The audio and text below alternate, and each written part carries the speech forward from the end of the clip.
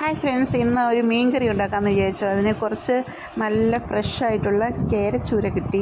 അപ്പം ഞാനതെടുത്ത് ചട്ടിയിൽ ഇട്ട് നന്നായിട്ട് കഴുകാനുള്ള പരിപാടി. ഒരു 5-6 പ്രാവശ്യം നല്ല പോലെ വെള്ളമൊഴിച്ച് കഴുകി വൃത്തിയാക്കാനായിട്ട് ചട്ടിയിലേക്ക് എടുത്തിട്ടു. വെള്ളമൊഴിച്ചു. പിന്നെ എല്ലാം കൂടെ വാരി എടുത്ത് വെച്ച് തേങ്ങ, മല്ലി, മുളക്, മഞ്ഞൾ ഇതെല്ലാം വറുത്ത് പുളിയും കുടംപുളിയും ഇട്ട് ഞാൻ അടുപ്പത്തേക്ക് വെച്ചു. കുറച്ച് മുരിങ്ങക്കായ, തക്കാളി, പച്ചമുളക്, കറിവേപ്പില ഇതെല്ലാം ആഡ് ചെയ്തു. അതിനുശേഷം തിളപ്പിക്കാൻ വേണ്ടി നല്ല പോലെ യോജിപ്പിച്ച് അടുപ്പത്തേക്ക് വെച്ചു.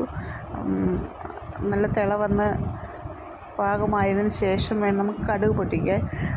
അതിനിടയ്ക്ക് ഒരു വെണ്ടയ്ക്ക ഞാൻ ഉണ്ടാക്കിയിരുന്നു. അങ്ങനെ നല്ല പോലെ വെന്ത് പാകമായി കറി നമുക്ക് താളിക്കാം. അപ്പോൾ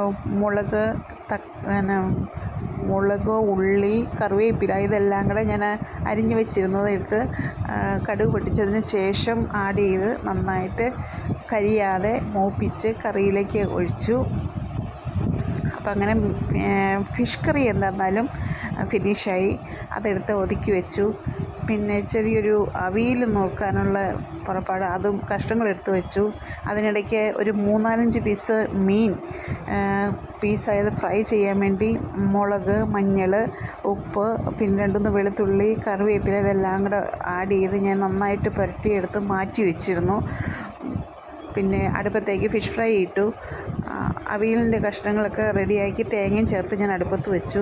ഞങ്ങളങ്ങനെ കഴിക്കാനുള്ള കാര്യങ്ങളായി. നല്ല വിശപ്പ്, സമയം ഒരുപാടായി. അങ്ങനെ പ്ലേറ്റൊക്കെ എടുത്ത് വെച്ചു. മീൻകറി നല്ല വാസന വരുന്നുണ്ട്. കറിവേപ്പിലയുടെയും മുരിങ്ങക്കായുടെയും ഒക്കെ നല്ല മണം വരുന്നുണ്ട്. അങ്ങനെ ഇതേ ചോറിനകത്ത് ഫിഷ് ഫ്രൈ, അവിയൽ, വെണ്ടയ്ക്ക, മീൻകറി, ഇത്രയാണ് ഇന്നത്തെ നമ്മുടെ ചോറിനുള്ള കാര്യങ്ങൾ. അങ്ങനെ ഞങ്ങൾ കഴിക്കാൻ പോവാം. ഓക്കെ.